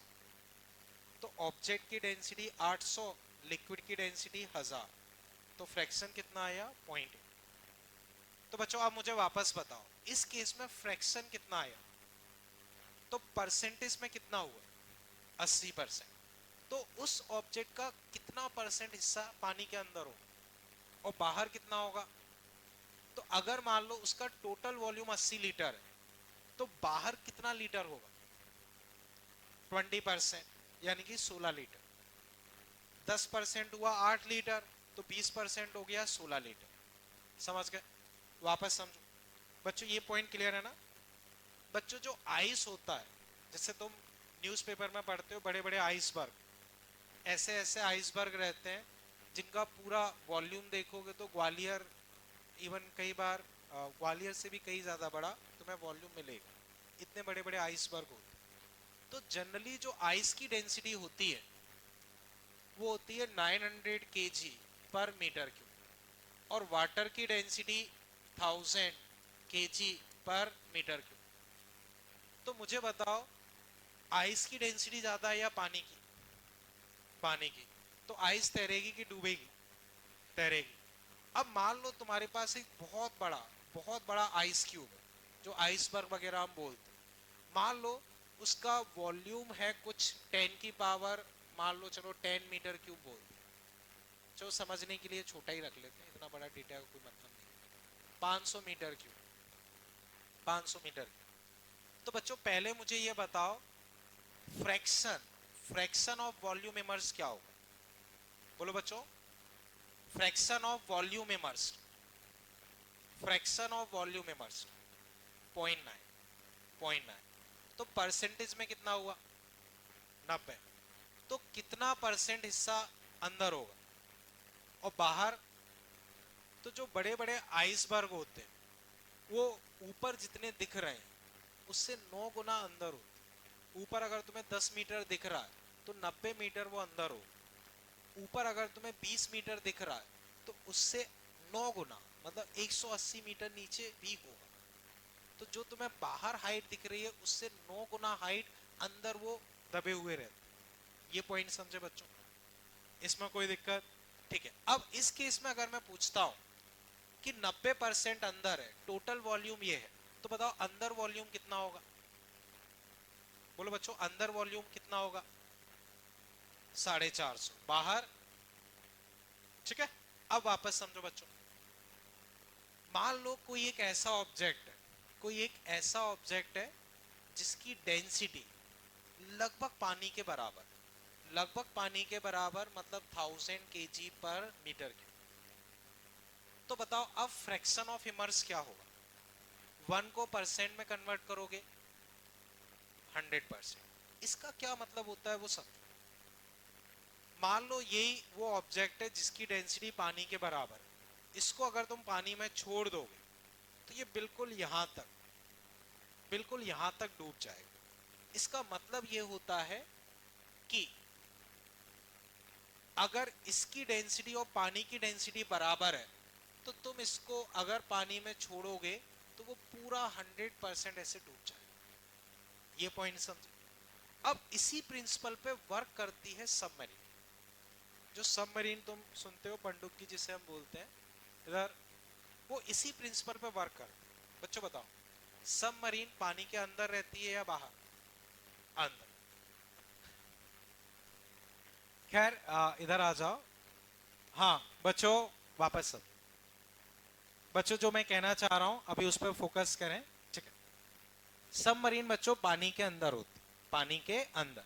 तो उसकी फंक्शनिंग ऐसे होती है, उसकी बॉडी होती है ऐसे मेटल की। जैसे बच्चों इसी को तुम सबमरीन मान, ठीक है ना बच्चों? यही सबमरीन। मान लो मैंने इसे पूरा खाली कर दिया, पूरा खाली कर दिया। अभी इसमें पानी है बट मान लो पूरा खाली कर दिया, ढक्कन लगा दी और नदी में फेंक दी। तो सोच के बताओ ये डूबेगी कि तैरेगी? तैरेगी। क्यों? क्योंकि इसके अंदर हवा भरी हुई है, भले ही मेटल की है लेकिन अंदर हवा होने की वजह से ये तैरेगी। अब मान लो मैंने इसे फुल भर दिया पानी से, फुल भर दिया पानी से और फिर नदी में फेंक दी, तैरेगी कि डूबेगी? डूबेगी। क्यों? क्योंकि पानी भर दिया है तो अब इसकी ओवरऑल डेंसिटी बढ़ गई। देखो वॉल्यूम तो बाहर का वही है, पहले केवल स्टील बॉडी का मास था तो मास बाई वॉल्यूम डेंसिटी कम थी। लेकिन जब मैंने पानी भर दिया, वॉल्यूम तो बाहर का वही है, स्टील बॉडी का मास प्लस पानी का mass divide by volume, density बढ़ गई। तो अब सबमरीन में क्या किया जाता है, उसका जो टैंक होता है जब उसको ऊपर लाना होता है तो उसमें टैंक में हवा भर दी जाती है। हवा भर दी जाती है तो उसकी ओवरऑल डेंसिटी कम होगी। जैसे मान लो मैंने इसका पानी फैला दी तो हवा आ गई, हवा आ गई तो इसकी डेंसिटी क्या हो गई? कम हो गई, इसकी डेंसिटी कम हो गई। ये चीज क्लियर है? अब जब मुझे नीचे ले जाना होता तो मैं इसमें वापस पानी भर देता हूँ। तो सबमरीन में यही होता है, जब उसे सरफेस पे आना होता है, जैसे मान लो 4 दिन 10 दिन 15 दिन, जब उसमें जो लोग रह रहे हैं उनका खाना खत्म हो गया, उनका खाना खत्म हो गया तो उन्हें ऊपर आना पड़ेगा। तो वो इस सबमरीन में से पानी बाहर निकाल के गैस भर देते, तो गैस भरने की वजह से वो ऊपर आ जाता।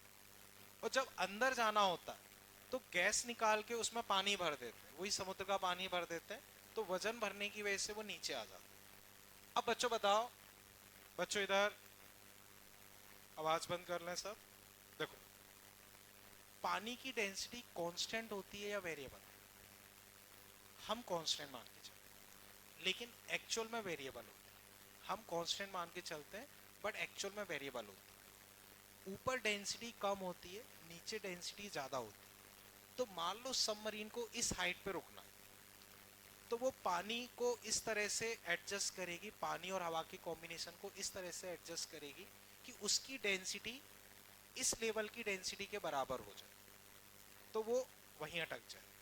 मान लो उसे इस लेवल पे रहना, तो वो पानी और हवा का कॉम्बिनेशन ऐसा रखेगी कि उसकी ओवरऑल डेंसिटी यहाँ वाले पानी की डेंसिटी के बराबर हो जाए। तो उस वजह से उसे जिस भी हाइट पे टिकना होता है, वो उसी हिसाब से पानी को कम या ज्यादा करके डेंसिटी को चेंज करेगी और टिक जाएगी। समझ गए बच्चों? कहीं कोई दिक्कत? तो सबमरीन में यही किया जाता है, उसकी ओवरऑल डेंसिटी सी वाटर की डेंसिटी के बराबर रख देते हैं। उससे उसको जहां जिस हाइट पे रखना है वो उसी हाइट पे फिर बनी रहे। ये पॉइंट समझ गए?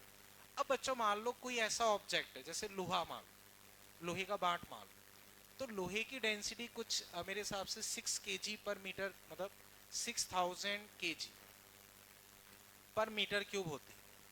अब पानी की density 1000 kg per metre cube. अब बताओ rho object by rho liquid, fraction कितना आया? फ्रैक्शन कितना आया? 6। 6 को परसेंट में कन्वर्ट करोगे तो 600%।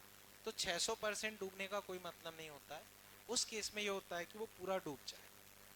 तो अगर मान लो ऑब्जेक्ट की डेंसिटी ज्यादा हुई, जैसे मान लो मैंने बोला कोई ऑब्जेक्ट की डेंसिटी है 1100 kg पर मीटर क्यूब, तो बताओ बच्चों फ्रैक्शन कितना आया?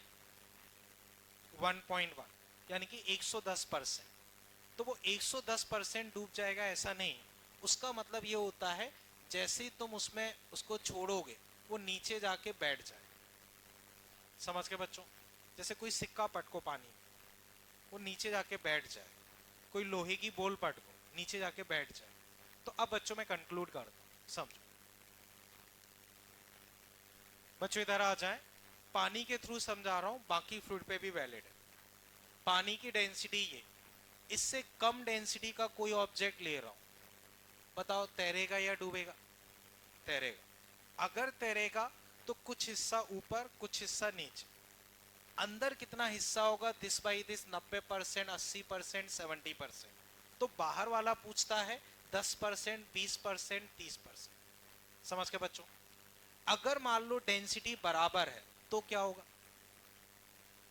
तो जहां तुम उसे रख दोगे, जहां तुम उसे रख दोगे 100% डूबा रहते हुए वो वहीं बना रहे। अगर तुमने सरफेस पे रख के छोड़ा है तो यहीं ऐसे बना रहे। अगर तुमने अंदर कहीं रख के छोड़ा है तो वो वहीं बना रहे। तो अगर बराबर डेंसिटी है तो जहां तुम उसे छोड़ दोगे वहीं वो बना रहेगा। ये पॉइंट समझ गए? अब मान लो ज्यादा डेंसिटी है, जैसे 1200, 2000, तो क्या होगा? डूब जाएगा। ये पॉइंट समझ गए? अब वापस ओरिजिनल क्वेश्चन पे आते हैं। ये था बच्चों, बताओ फ्रैक्शन में कहीं कोई दिक्कत? इसी में सेकंड पॉइंट लिख लो।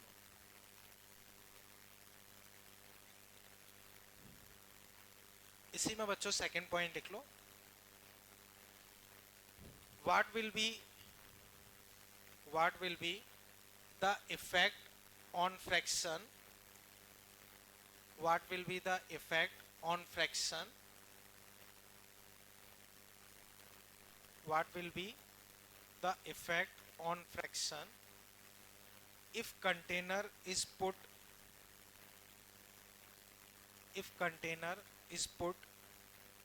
in a lift? If container is put into a lift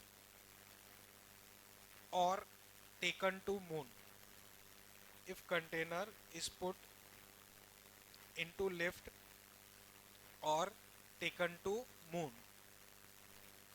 तो बच्चों समझो मून, तो बच्चों बताओ अगर इसको हम लिफ्ट में रख दें या मून पे ले जाएं, फ्रैक्शन पे कोई फर्क पड़ेगा? क्योंकि बच्चों G+ से दोनों साइड से कट जाएगा, मतलब वही रहेगा। अब एक और थर्ड पॉइंट बच्चों लिख लो इसमें, third point,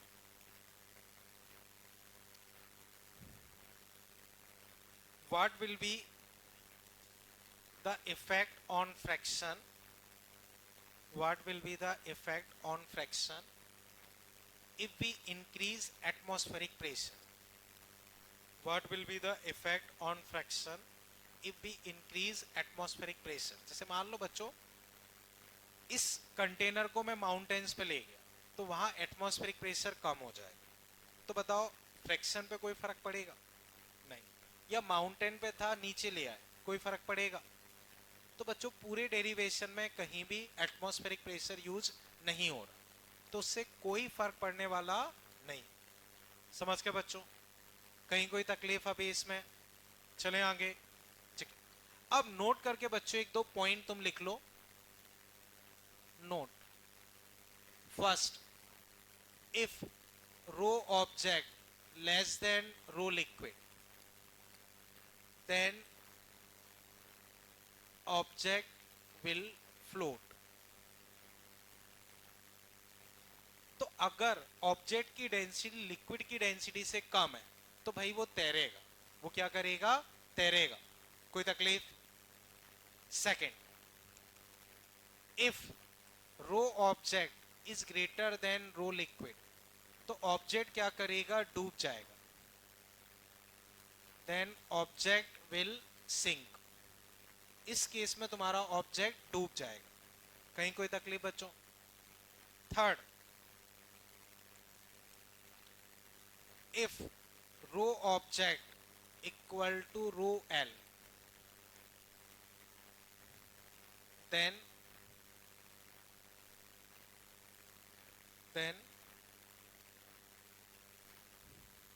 object will remain where it is placed with 100% volume inside. तो बच्चों अगर तुमने सरफेस पे रखा है तो सरफेस पे रहेगा लेकिन पूरा 100% डूबा हुआ रहेगा। बीच में कहीं रख दिया है तो वहीं बना रहेगा लेकिन 100% डूबा हुआ रहेगा। कुछ गड़बड़ तो नहीं लिख दी? Object will remain where it is placed with 100% volume inside। बोलो बच्चों, कहीं कोई तकलीफ इसमें? ठीक है, ये कर लो फटाफट।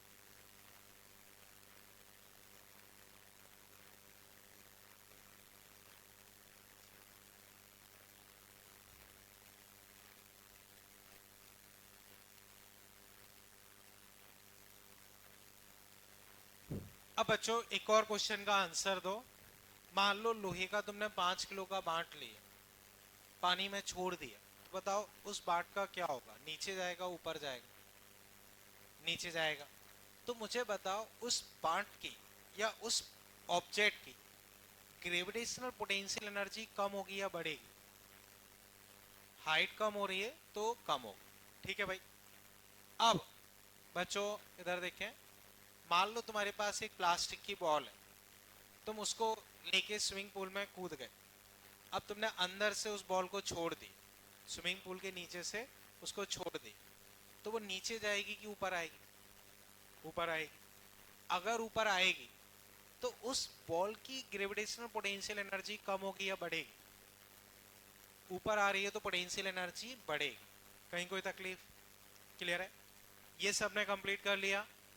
चले आगे। ठीक है, नेक्स्ट एग्जांपल बच्चों तुम देखो।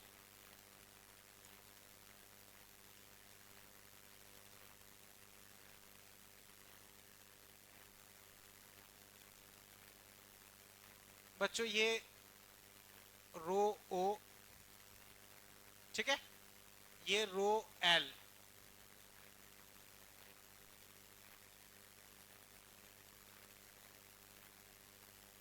ठीक है। पोटेंशियल एनर्जी, पोटेंशियल एनर्जी से मतलब gravitational of ball,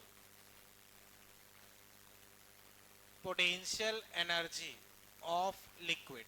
potential energy से मेरा मतलब वही gravitational potential energy of liquid. ठीक है बच्चों, समझो। मान लो rho object is greater than rho liquid, rho object greater than rho liquid. बच्चों इधर आ जाओ। ठीक है, बताओ ऑब्जेक्ट की डेंसिटी लिक्विड की डेंसिटी से ज्यादा है तो डूबेगा कि तैरेगा? डूबेगा। तो ये ऑब्जेक्ट कहां जाएगा? नीचे। तो इसकी ग्रेविटेशनल पोटेंशियल एनर्जी कम होगी या बढ़ेगी? कम होगी। ये नीचे जा रहा है तो हाइट कम होगी, तो ऑब्जेक्ट की पोटेंशियल एनर्जी क्या होगी? कम होगी। तो इसकी ग्रेविटेशनल पोटेंशियल एनर्जी क्या होगी? कम होगी। ये पॉइंट समझे। अब मान लो rho object less than rho liquid, तुमने बीच से कहीं छोड़ दिया, बताओ कहां जाएगा? ऊपर जाएगा। ऊपर जाएगा तो इसकी ग्रेविटेशनल पोटेंशियल एनर्जी क्या होगी? बढ़ेगी। और मान लो बराबर है तो वहीं रहेगा, वहीं रहेगा तो वही रहेगी। ये पॉइंट क्लियर है? अब बच्चों मेरे क्वेश्चन का आंसर, ये तो ऑब्जेक्ट का होगा। अब जो लिक्विड भरा हुआ है, लिक्विड भरा हुआ है, उसकी ग्रेविटेशनल पोटेंशियल एनर्जी के बारे में तुम्हें सोचना है। ऑब्जेक्ट की ग्रेविटेशनल पोटेंशियल एनर्जी समझ गए। जब वो नीचे जाएगा तो उसकी ग्रेविटेशनल पोटेंशियल एनर्जी कम होगी, ऊपर जाएगा तो बढ़ेगी mgh। अब तुम्हें बताना है लिक्विड, जो उसमें लिक्विड भरा हुआ है, उसकी ग्रेविटेशनल पोटेंशियल एनर्जी पे क्या फर्क पड़ा। एक बार सोच लो, जब मैं पूछूं तब बता। ये वाला क्लियर है ना? ठीक है।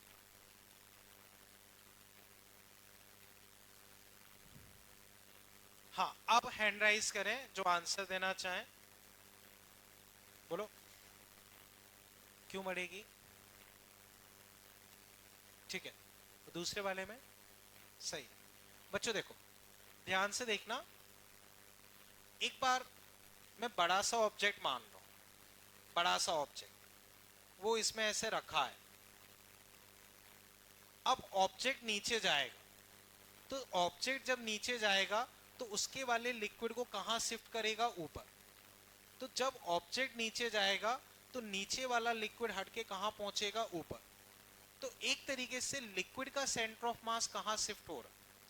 लिक्विड का सेंटर ऑफ मास ऊपर शिफ्ट हो रहा, क्योंकि नीचे तो ऑब्जेक्ट आ जाएगा, तो नीचे हो गया तुम्हारा खाली स्पेस, नीचे हो गया खाली स्पेस। तो सेंटर ऑफ मास भारी वाले के पास में होता है, तो जैसे जैसे ऑब्जेक्ट नीचे आएगा लिक्विड ऊपर जाएगा, तो लिक्विड का सेंटर ऑफ मास कहां शिफ्ट होगा? ऊपर। अब लिक्विड का सेंटर ऑफ मास ऊपर शिफ्ट हो रहा है, तो बताओ उसकी ग्रेविटेशनल पोटेंशियल एनर्जी बढ़ेगी या कम होगी? बढ़ेगी। तो जब ये नीचे आएगा तो लिक्विड का सेंटर ऑफ मास ऊपर शिफ्ट होगा, तो उसकी पोटेंशियल एनर्जी बढ़ेगी। इसका रिवर्स भी ट्रू है। जब ऑब्जेक्ट ऊपर जाएगा, ऑब्जेक्ट ऊपर जाएगा तो लिक्विड नीचे आएगा, लिक्विड नीचे आएगा तो सेंटर ऑफ मास नीचे आएगा तो घटेगी। अब ऑब्जेक्ट रेस्ट पे है तो लिक्विड का सेंटर ऑफ मास भी रेस्ट पे रहेगा, तो सेम रहेगा। बच्चों बताओ किसी भी पार्ट में कहीं कोई दिक्कत हो? क्लियर है भैया? ठीक है ना? ठीक।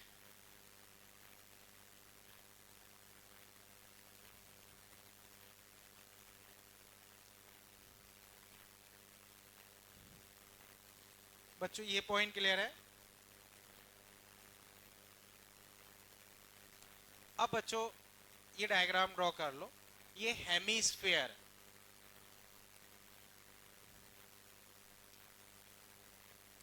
सॉलिड हेमीस्फीयर,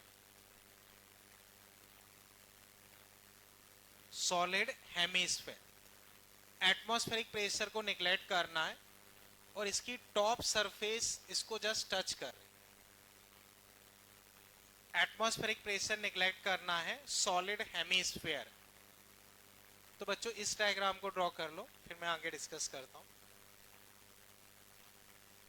एक सॉलिड हेमीस्फीयर को तुमने रस्सी से बांध के ऐसे टांग दिया, उसकी टॉप सरफेस लिक्विड को जस्ट ऐसे टच कर रही। Solid hemisphere.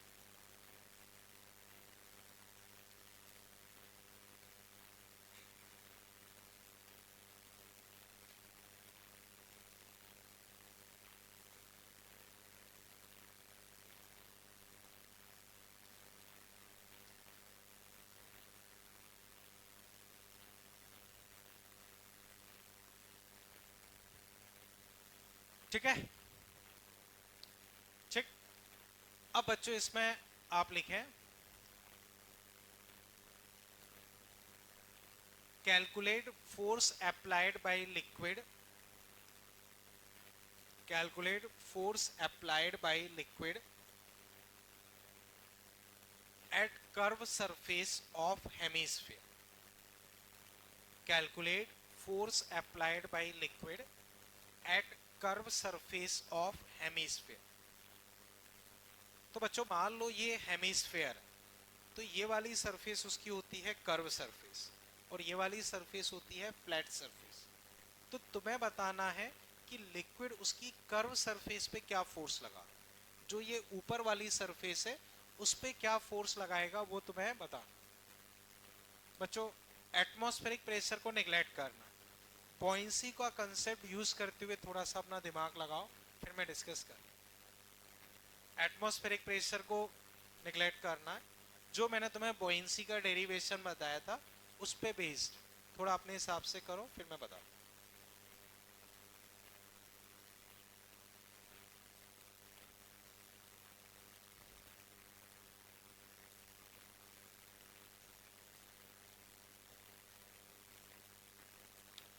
बच्चों जब मैं पूछूं तब आंसर बताना।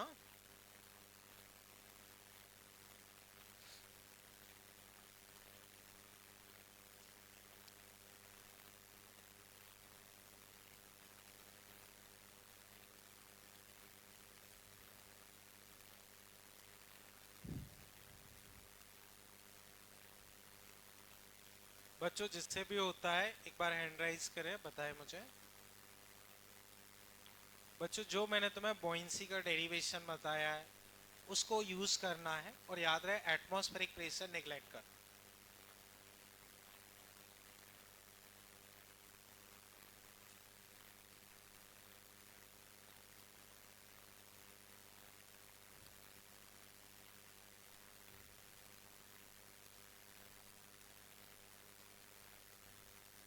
जिससे भी सॉल्व होता है हैंड राइज करें, बताएं मुझे।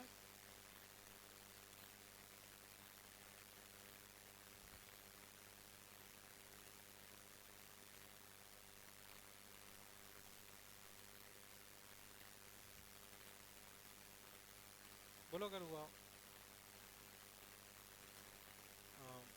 क्या किया ये बता मुझे।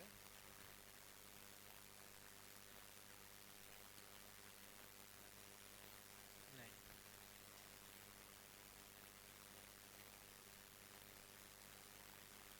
चलो कोई बात नहीं, क्या किया बस वो बताओ। बच्चों बाकी कोई नहीं बोले।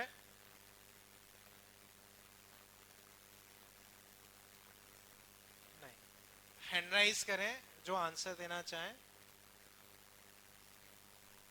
छोड़ो। और कोई। चलो मैं डिस्कस कर रहा हूं अब सब। ठीक है बच्चों देखो, ये हेमिस्फीयर। बच्चों बताओ यहां प्रेशर क्या है, लेकिन उससे तो निगलेक्ट करना है, तो क्या हुआ, जीरो। तो फिर बताओ यहां प्रेशर जीरो, ये हाइट कितनी हुई, आर।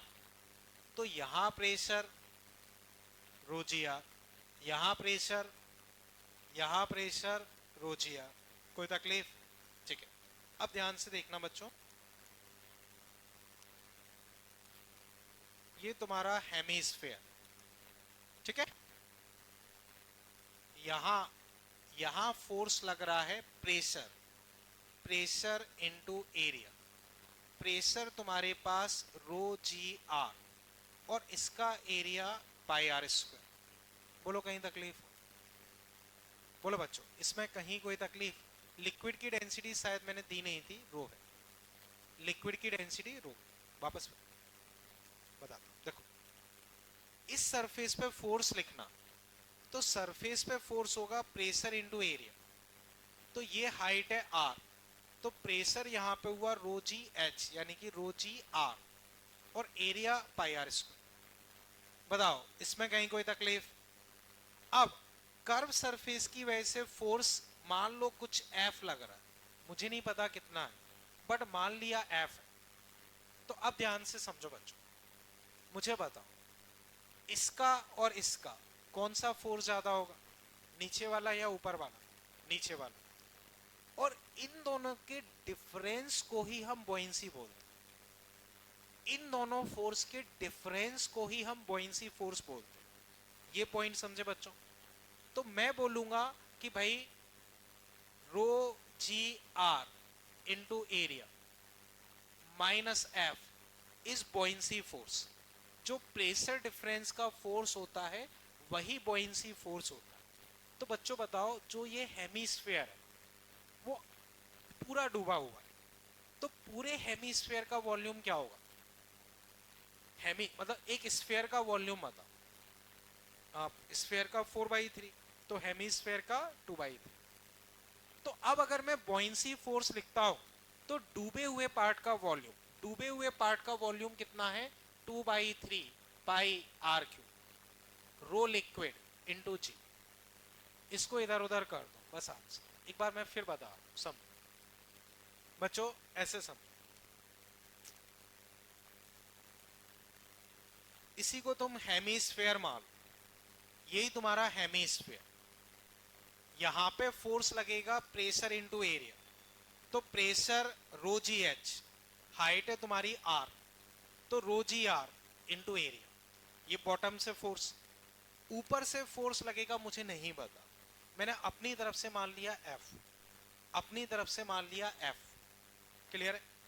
तो ये force this force minus this force he buoyancy force होता है।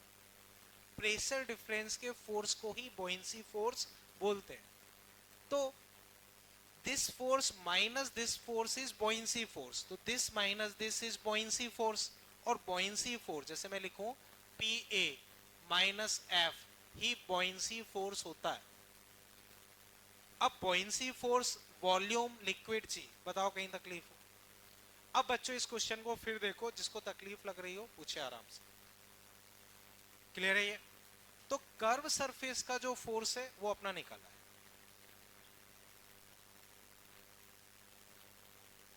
बता रहा हूं देखो, ये बात सही है कि हमने पीएटीएम निगलेक्ट कर दी, लेकिन ये तो लिक्विड है, समझ रहे हो? तो ये लिक्विड इसको ऐसे दबा रहा है, उससे हमें मतलब नहीं। बॉयंसी फोर्स की वैल्यू हम लिख रहे हैं, बॉयंसी फोर्स की। तो बॉयंसी फोर्स जैसे याद करो हमने पुराने डेरिवेशन में निकाला था, mg लग रहा था, उससे हमें मतलब नहीं। प्रेशर डिफरेंस का फोर्स बॉयंसी फोर्स होता है, तो मैं अभी केवल प्रेशर वाले फोर्स कंसीडर कर। सही बात है, टेंशन लगेगा, mg भी लगेगा, बाकी फोर्सेस भी लगेंगे, पर फिलहाल हमें जो पूछा गया है उसके लिए हमें उसको ड्रॉ करने की जरूरत नहीं। और बोलो बच्चों, कोई तकलीफ हो? अब बच्चों वापस ध्यान से समझो, इधर आ जाओ। यही क्वेश्चन तुम्हारे एग्जाम में पूछा गया, एक बार ये बना के पूछा गया है, एक बार इसे सॉलिड कॉन बना दिया। क्या बना दिया? Solid cone. तो अब मेरे क्वेश्चन का आंसर, अगर यही सॉलिड कॉन होता, सॉलिड कॉन, तो फर्क क्या पड़ता? यहाँ वॉल्यूम तुम लिखते 1/3 पाई आर स्क्वायर एच, यहाँ प्रेशर लिखते रो जी एच, हो जाता। समझ के? एक और तरीका बच्चों, एक और तरीका मैं डिस्कस कर, ये वाला मेथड समझ के ध्यान से देख, इसको ऐसे कंप्लीट मान लेते। तो बच्चों इसके ऊपर जो इतना लिक्विड भरा हुआ है, जो ये लिक्विड भरा हुआ है, उस लिक्विड का वजन कौन झेल रहा है? जो ऊपर ये लिक्विड भरा हुआ है उस वजन को कौन झेल रहा है? हेमीस्फेयर। तो इस पूरे वजन को हेमीस्फेयर ही झेल रहा है, तो इस लिक्विड का वजन ही फोर्स हो जाएगा। अब इस लिक्विड का वजन लिखना, तो बच्चों इसको मैंने एक सिलेंडर माना, तो सिलेंडर का पूरा वॉल्यूम क्या होगा, ये आर, तो पाई आर स्क्वायर इंटू आर, ये पूरा वॉल्यूम। लेकिन इतना तो वो है, तो ये लिक्विड का वॉल्यूम क्या होगा, 2/3 पाई आर क्यूब। तो इतना लिक्विड इसके ऊपर है, जैसे मान लो उस हेमिस्फेयर के ऊपर 2 किलो लिक्विड है, तो 2g लगेगा, उतना ही फोर्स होगा। 3 किलो है तो 3g। तो दिस माइनस दिस, ये वॉल्यूम है, इनटू रो जी, ये फोर्स। ऐसे भी कर सकते, क्योंकि उस हेमिस्फेयर के ऊपर जितना भी लिक्विड है उसको उसे ही बियर करना पड़ेगा। तो ऊपर वाले लिक्विड का वॉल्यूम इंटू डेंसिटी इंटू जी, उससे भी कर सकते। सेम कौन में भी यही अप्रोच लगा सकते। देखो इसको मैं एक और एग्जांपल के थ्रू बताता हूँ, इसमें शायद कम समझ में आ रहा है। देखो ठीक ना, या चलो इसी को बता रहा हूँ, वापस देखो। ये ऐसे भरा, ऐसे मैंने इसको एक बार ऐसे मान लिया, तो ये लिक्विड तुम्हारे पास एक्स्ट्रा आ रहा है। तो मैंने इस येलो कलर वाले लिक्विड का वॉल्यूम निकाला, तो टोटल वॉल्यूम मेरे पास क्या होगा पूरा। देखो ये वॉल्यूम है 2/3 पाई आर क्यूब, और सिलेंडर का वॉल्यूम अगर लिखता हूं पाई आर स्क्वायर, लेकिन एच है आर के बराबर। तो पूरे में से ये वॉल्यूम हटा दूंगा तो लिक्विड का वॉल्यूम आ गया। तो इसके ऊपर this minus this, volume of liquid into density into g, force. बच्चों इसे कनेक्ट कर पाए। अब वापस समझो बच्चों, जो तुम्हें मॉड्यूल मिला हुआ है उसमें डीसीटी नंबर 2 के फर्स्ट 8 क्वेश्चन तक कर सकते। फर्स्ट तो करना ही है, उसका तो बाकी जो रह गया है वो कर लेंगे। डीसीटी 2 में क्वेश्चन 8 तक, डीसीटी 2 में क्वेश्चन 8 तक हम टॉपिक कवर कर चुके हैं, तो वो तुम अटेम्प्ट कर लेना, वो हम डिस्कस कर लेंगे, ठीक है। बाकी क्विज ढंग से दें, मिलते हैं फिर, थैंक यू।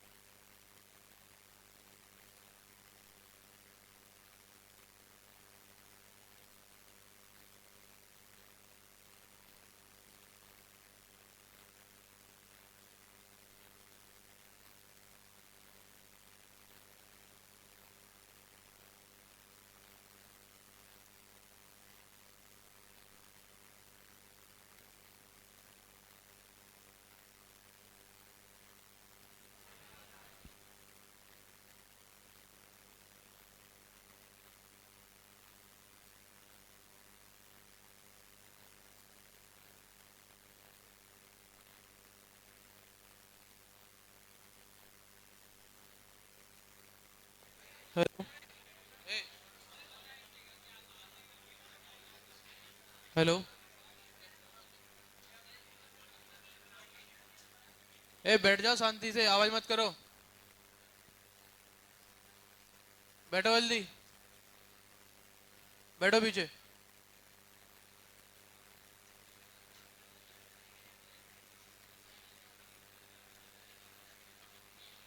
अनुज सिंह चांदेल,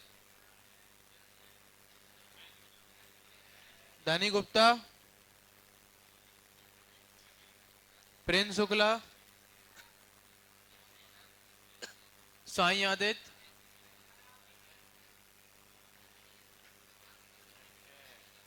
शिवांश,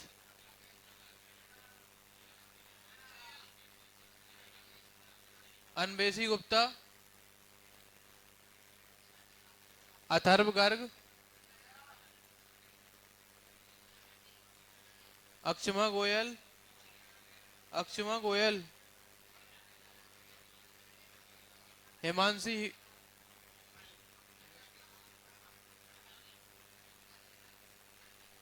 गौरांग सिंघल, लवन्या राठौर, लवन्या राठौर,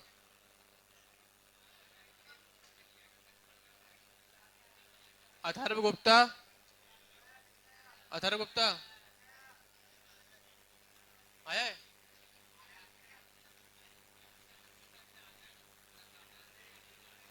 शिक्षा सेवरे, खुशी गांगेल, अनाया पाठक, आद्या पाठक, आद्या पाठक, माहिब हुसैन, खुशी कुशवाहा, आदर्श गुप्ता, आदर्श गुप्ता,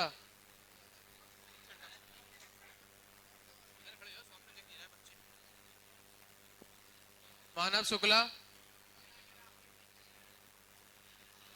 अभय सिंह कुशवाहा, आदित्य चटर्जी, ब्लेसन मैथ्यू, नहीं है, ब्लेसन मैथ्यू, हिमांशु साहू, चिराग देवान, ओस गुप्ता, वंश प्रताप सिंह तोमर, अवनीश लोधी, अवनीश लोधी, अवनीश लोधी कौन है? प्रांजल मिश्रा, भूमिका सिंह कुशवाहा, वंश गुप्ता, अवनी शर्मा, अवनी शर्मा, अनाया शर्मा, यशवर्धन सिंह भदौरिया, अनुष्का सेवरे, अनुष्का सेवरे, अथर्व श्रीवास्तव, अथर्व श्रीवास्तव, वैभव राजपूत, श्रेया शर्मा,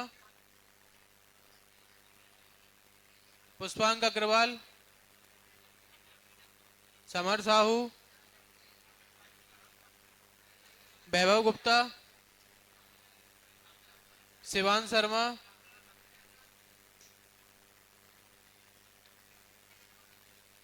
आदित्य सोनी, देव राजपूत, हरदीप सिंह,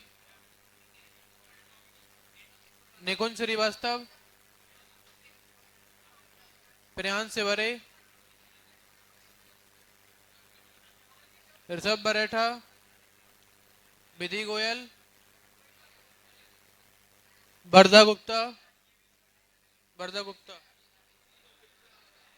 यशवर्धन तिवारी, वेदांत सिंह चांदेल, श्यामवीर सिंह, अंशिका गांगेल, अंशिका, अंशिका गांगेल आई है, अंशिका गांगेल, ये है, मैं उधर देख रहा हूँ। बाब्या सिंह भदौरिया, बाबू सिंह भदौरिया, बाब्या है ना? चलो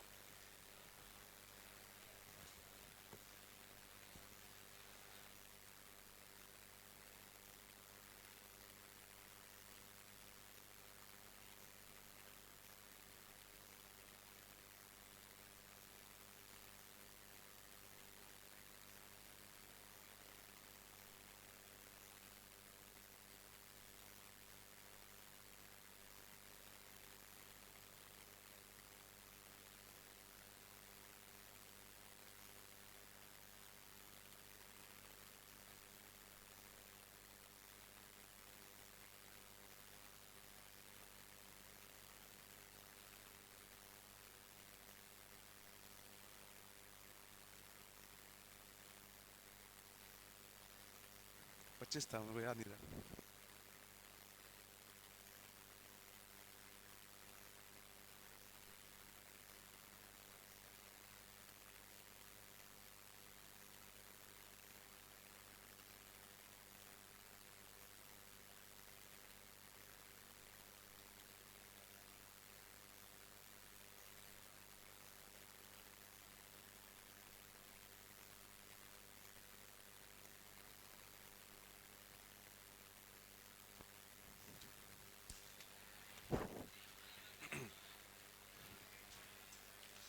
चलो बच्चों, होमवर्क क्या था? दृष्टिवन आसान होगी हो तो। चलो अपन पढ़ लें थोड़ा सा। आज हाँ, क्या हो गया? दृष्टिवन ज्यादा डाउट है? छोटे मोटे डाउट होंगे, वो भी अपन पढ़ेंगे तो और क्लियर हो जाएगा। उसमें एक आध चीजें शायद आगे की आगे थी। चलो कहां दोगे तब ना, एक बार दिखाते ना कॉपी, कहां हुआ था लास्ट में? A B equal to null चल रहा था ना। ओके लो, तो आज की क्लास बहुत जरूरी होगी, अच्छे से देखना, ठीक है?